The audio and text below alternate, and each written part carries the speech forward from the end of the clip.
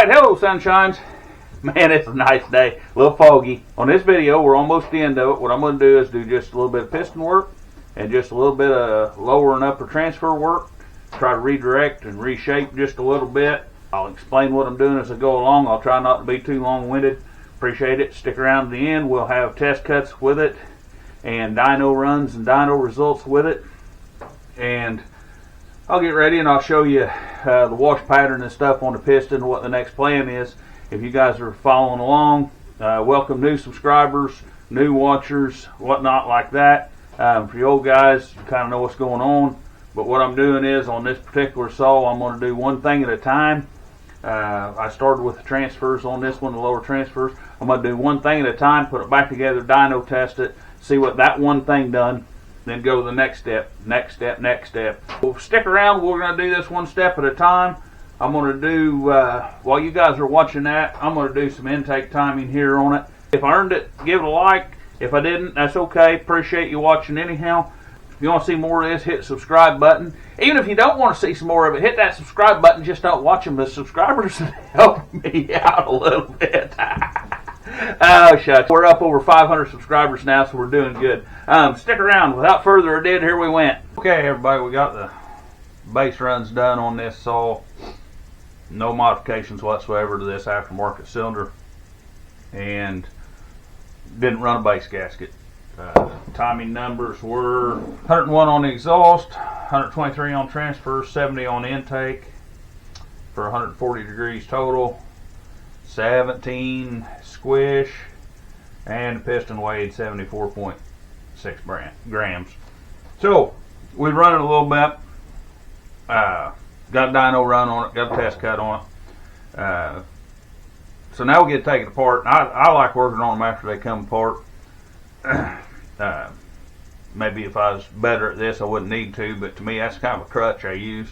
I get to see the wash pattern in top of the piston, and you can see it's about like the other one was stock. Hopefully you can see it.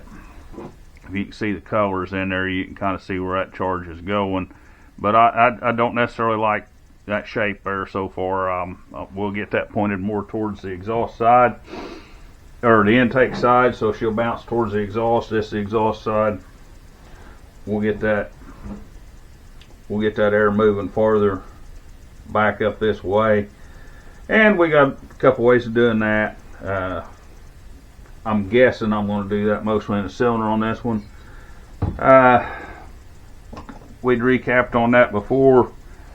I know it probably won't pick up good in the camera, but you can see a line right there. That's where that piston skirt was rubbing. I got them marked all four. It looks like the piston, I went ahead and brought them lines on out just so you can see where that skirt went. It's a little bit offset, it looks like, just a little bit, not enough to bother me. And I could have wiggled the cylinder just that much, a little bit, but I tell you that to tell you this. I don't know if you can see it down in here, but from right here to right here on the exhaust side is how much skirt overlap I have. And it's about the same on this side. It's right in here to right in here. Okay.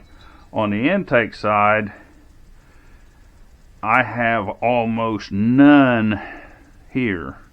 30-40 thousandths maybe.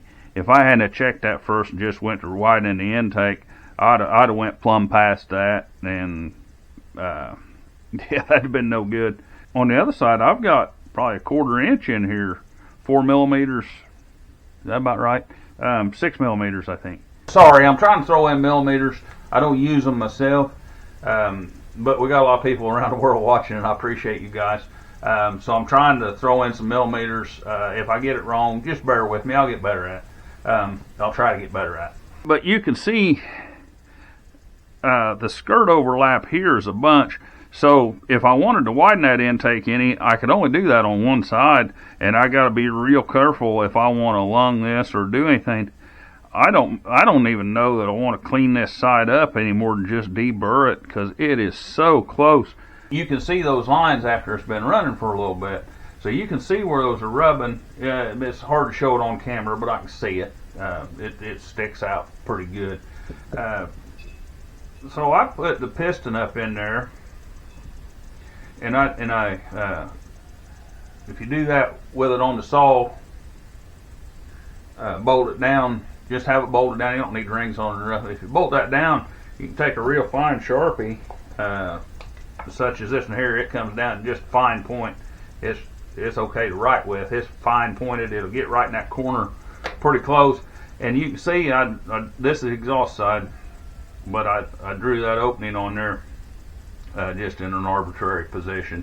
Got it down here on the skirt where I could just using it as an example, and I held it in there with my hand to do it. But that exhaust is centered up pretty good here, and I can go a little bit wider without worrying about blowing.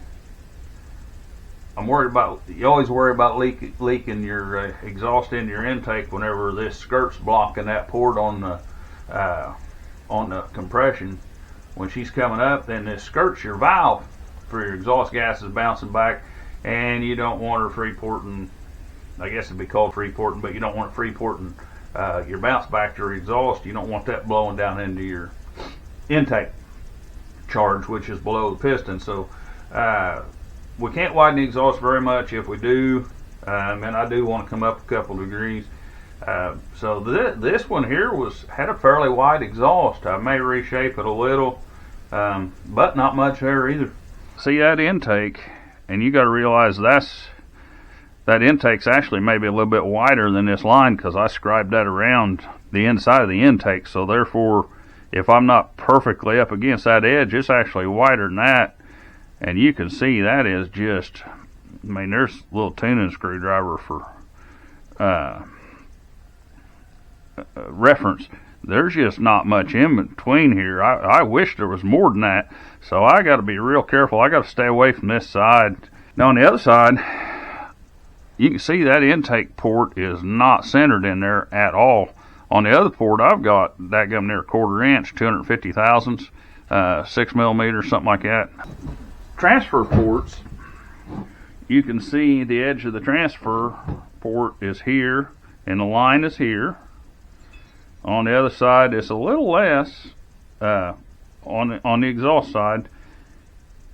And you kind of want your charge running this away towards the intake. So I'm not as worried about this corner as I am this corner, getting air in there. I'm not saying both won't help, but I'm more worried about this corner and this corner here on the exhaust side. And there's probably a 1/4 inch there I can come, and that's going to help me a lot. But that's kind of hard to see too, and it's kind of hard to understand. So if those are in a 1/4, they're blocking them holes off. Now another benefit of running that, you can actually see where the intake charge is running up that piston. You might not but I can see it with my naked eye. It comes in from here to here.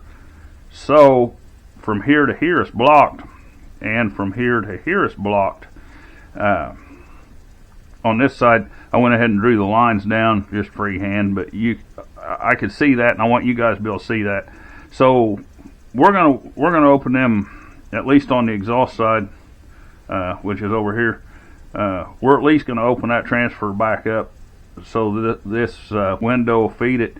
You can see how much of that sides it'll have the windows just plumb blocked off. The charge piston's coming down. This is sealed.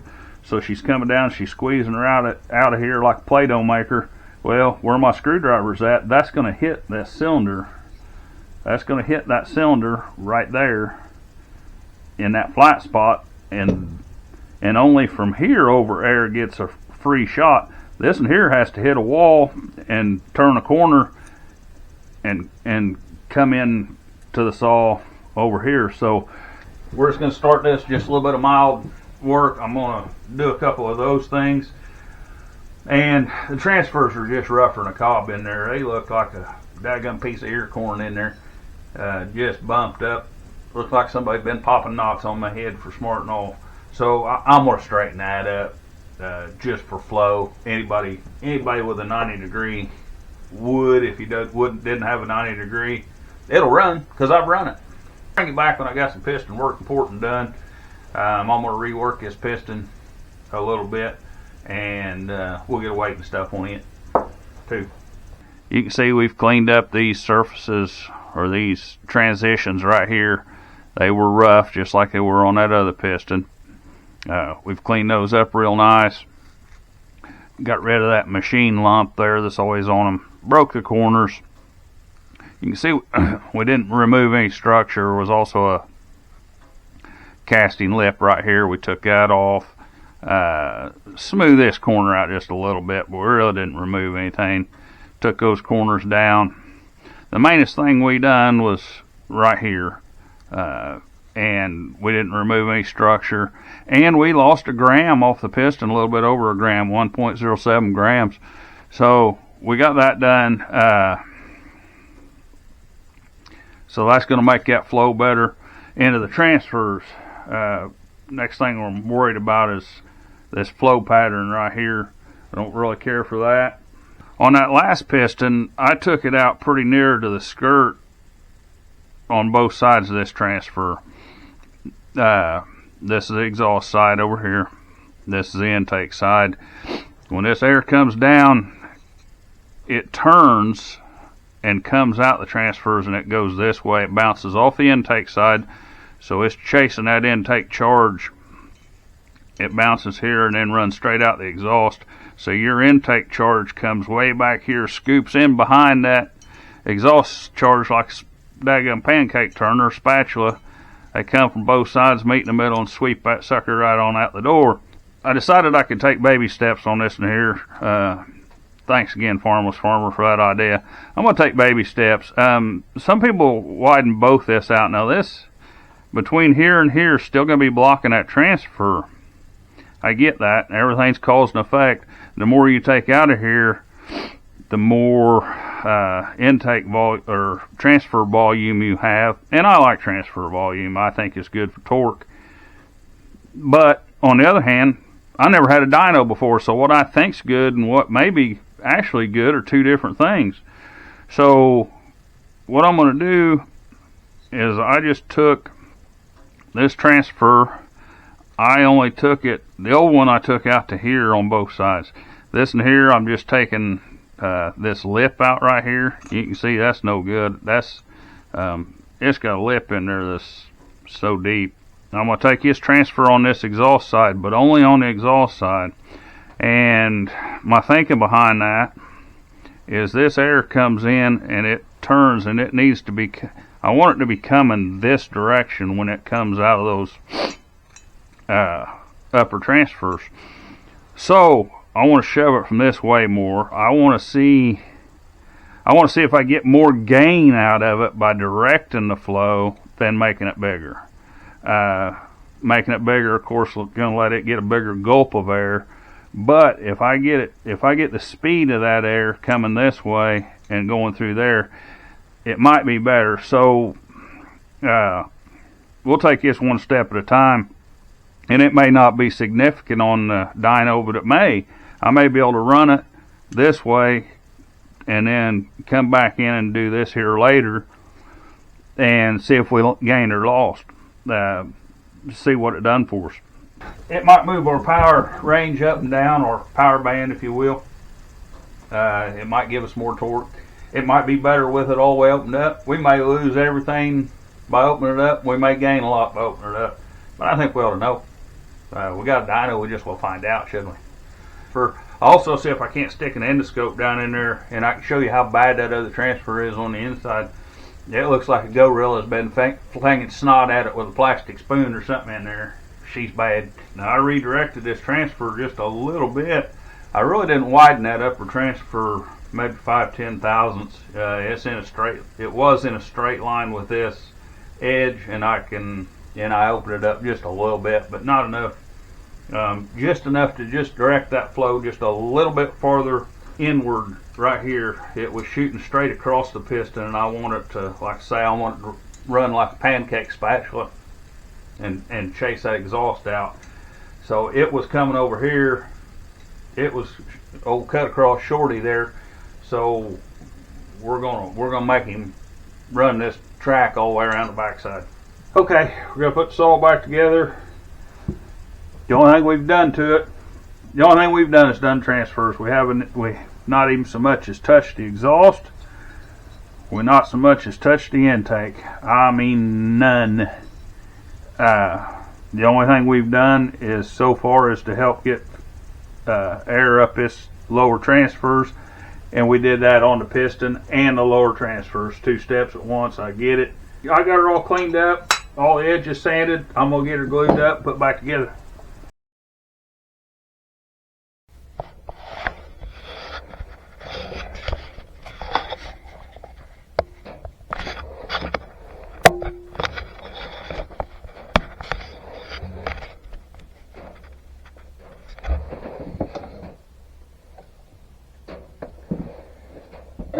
Stihl 026, just transfer work.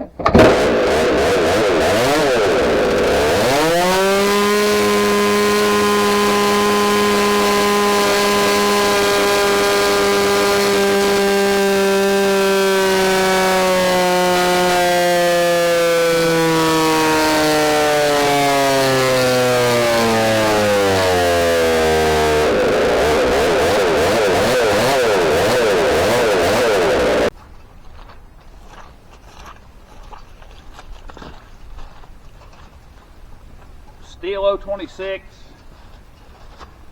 Stihl 026 with just lower transfer work and piston work. Of course, it already had muffler mod. No intake work, no exhaust work.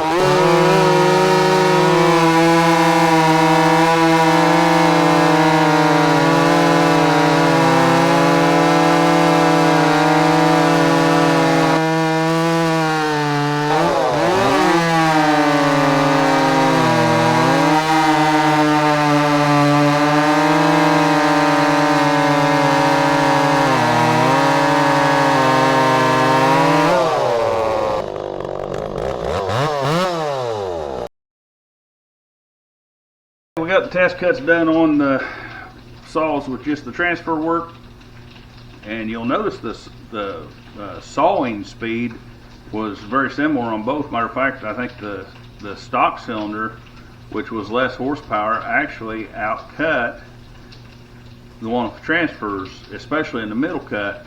And the reason for that is whenever I cut on this day, it was 13 degrees out. So my peak horsepower corrected was 3.2. Now it would have cut essentially 12% faster than it would at higher temperatures. Now after I did the transfers, see on this day it was way higher. My correction factor was 0.932. If you're not honest with yourself and you're just comparing sawing wood on one day and sawing wood on another, if you don't take into consideration changes in temperature, changes in humidity, changes in barometric pressure, changes in log conditions, you might take a saw and run it on a good cold crisp day. You can do some work to it and test it out again, and it doesn't really saw much better, but maybe that day's 35 degrees warmer like these here were. You can see there it is. The red line is before I worked on transfers, blue line's after I worked on transfers, but we gained 7.7% horsepower, 9.4% torque. Now we moved the torque down a little bit. We moved the torque down 150 RPMs. We lost it on the top end. We gained it here in the middle and made this saw. The stock one had me outrun up to about 11,000 RPMs here. As soon as 11,000, the transfer porting took over. And that can be due to a number of things. Probably not the weather so much on that as case volume, and we have yet to touch intake yet, and we have yet to touch exhaust yet. So just doing a transfer just doing the transfer ports and the piston porting, we lost a little bit on top end, and I'd say it's due to case capacity and not letting it get all the air it needs to make use of those bigger transfers yet. So that'll be next. Stick around. We'll do the intake next. I don't know how much that's going to gain us or lose us because we haven't done the exhaust yet, but we're going to do this one step at a time. So stick around and see what next step brings us.